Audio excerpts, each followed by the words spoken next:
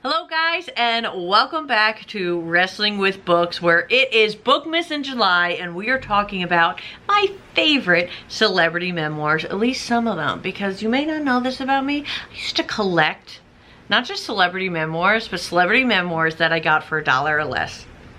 And I was able to get a lot of them, but I live in an apartment. They were taking up too much room, so I got rid of the collection.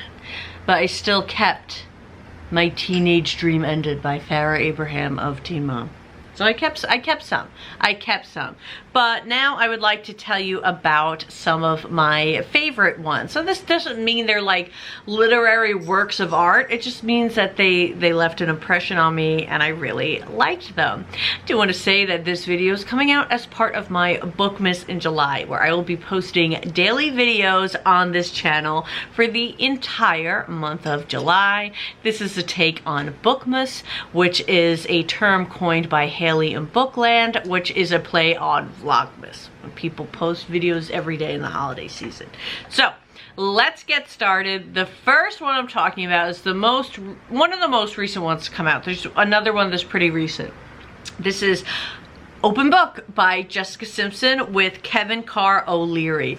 And she really is an open book in this. It is about Jessica Simpson's life. She goes into growing up as somebody with a talented voice, about how, gosh, she really gets into kind of like the psychology of some things that happened in her family. No, Busta, my cat is coming at me. Of how almost, you know, they came really invested in her singing and her voice, and things she's learned kind of in therapy about that. Like, she was learned that rather than saying you were so good on stage, saying you looked so happy on stage. I don't know, just little things like that that I thought were interesting. But also she gets really into her relationship with John Mayer. A lot into that one. She gets into Nick Lachey in Newlyweds. You really get to go through the whole journey of like becoming famous and what that was like. You get to go through her audition for the Mickey Mouse Club and not getting it, and how seemingly devastating that was. Her getting the record deal and how that happened. Just the whole thing. And she really just seems like such a regular person. She also goes into how once you're famous and how dates are set up, which was kind of really fascinating. She gets into Johnny Knoxville, like everything you would want her to get into, she gets into. But you also just learn so much too, or relate to it too, rather, because I don't feel like I learned from it, because I've already had been through all that like toxic stuff in relationships and whatnot. So I wasn't learning from it, but you could see how even she as a celebrity was getting involved in like a toxic relationship and how that affected her, and things about just weight and her finding happiness with her husband and family now. It was fun.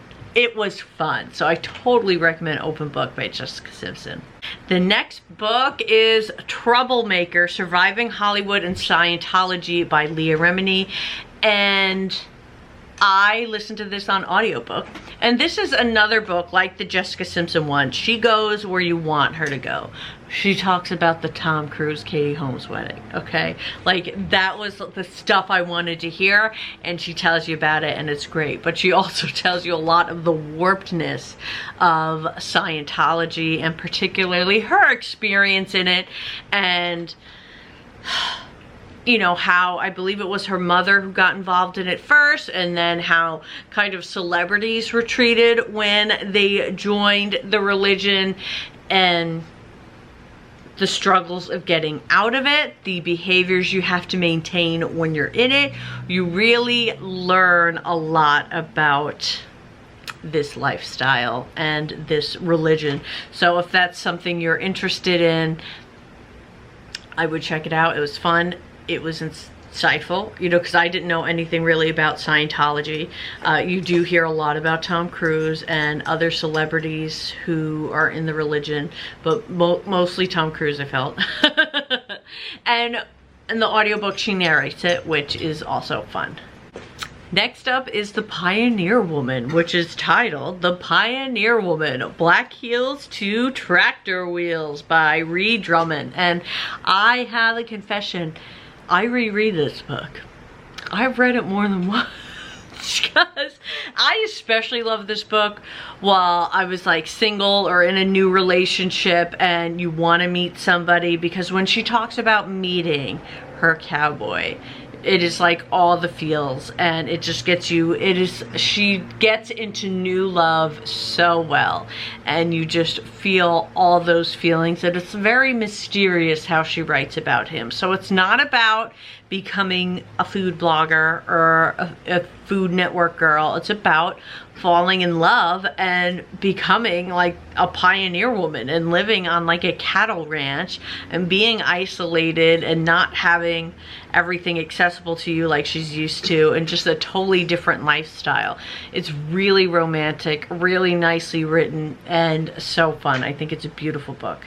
Now this one I think might be the newest release of all of these, and it's Forever Young by Haley Mills. I did get this one from NetGalley. This was like one of my first NetGalley books, and oh, it's so delightful. If you're a Disney fan especially, you have to read this. So Haley Mills is famous for being in The Parent Trap as a kid and becoming kind of like a Disney darling back in those really beginning days of Disney making films.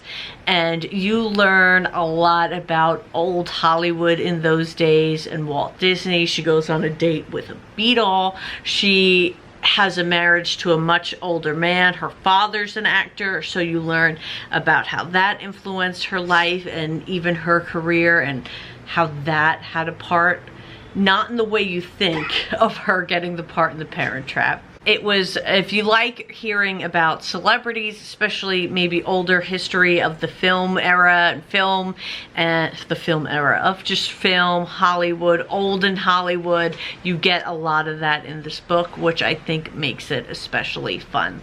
Next up is Carrie Fisher, Wishful Drinking. And if you don't know this, Carrie Fisher is funny. She is exceptionally funny. She is probably one of the funniest women who has had a career in Hollywood that I can think of, and she really finds her groove when she starts writing books and sharing about these. So she talks about, you know, she's just 19 when she does Star Wars. She talks about sleeping with Harrison Ford, embarrassing things she does. She talks about her troubles with alcoholism. She gets into everything, and it's all delivered with humor. It's all funny, even the sad parts. And she is just such a good writer. You'll really just fly through this. So I highly recommend Wishful Drinking. Next up is Storytelling by Tori Spelling.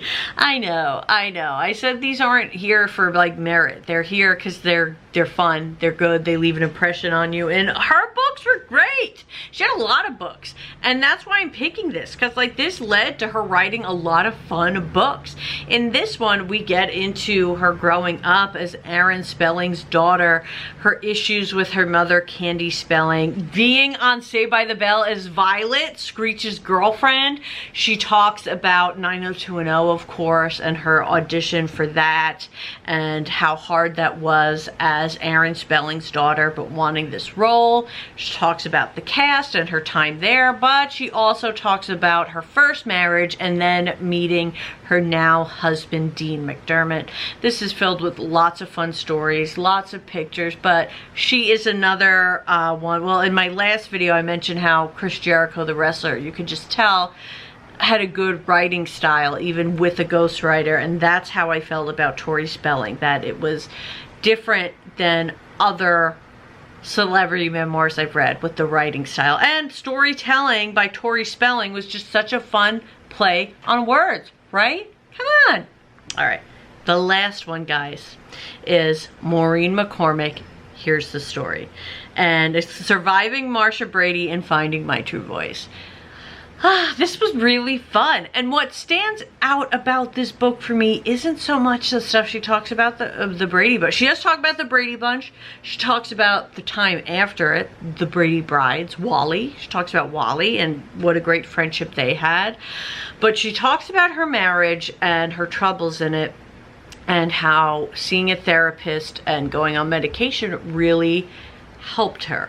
It helped her a lot. And I read this when I was in my very young 20s, post-cancer, and I was going through depression, and this book changed my life because it made me realize that it was okay to see a therapist, and that maybe medication at the time could be a good thing and change my life, and it did. And it's all because of Marsha Brady. Like, hearing about how it changed her life and changed her relationships really made me decide, okay, I can take a chance on this and I can try it. So I owe a lot to Marsha Brady. I probably wouldn't be married right now, Tom, if it wasn't for Marsha. Really? Yeah. I know, and I was like, damn it, Marsha. Damn it, Marsha. So that's why Marsha Brady's book, Maureen McCormick's book, is on this list. That was so bad of me. Maureen left this impression. So thank you, Maureen McCormick. Not that you're watching this, but I'll put it out there. You never know. Those are some of my favorite celebrity memoirs. I've read a lot of them, so if you ever want to talk about them more, let me know down below. And if there's any you recommend for me, I'd love to hear it. I will be back tomorrow with another video, guys. So thank you for being here.